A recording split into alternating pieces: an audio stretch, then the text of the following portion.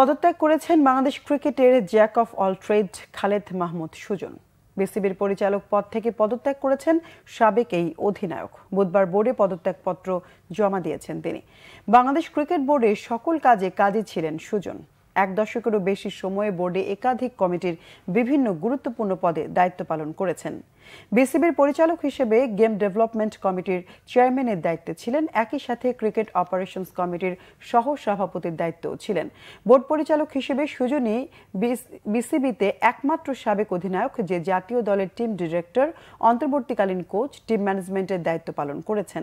Board পরিচালক হিসেবে Dhaka premier cricket লিগে আবাহনী, প্রাইম ব্যাংক সিসির head coach, franchise league BPL এরও কোচের দায়িত্ব পালন করেছেন।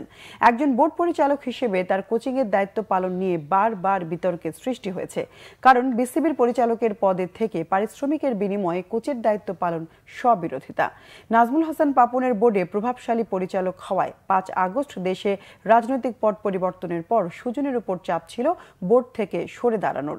শেষ পর্যন্ত জালাল ইউনুস, আহমেদ সাজ্জাদুল আলম ববি, শফিউল আলম চৌধুরী, নাদিল ও নাইমুর রহমান দুর্জয়ের পদ ধরে পদত্যাগ করছেন সুজন।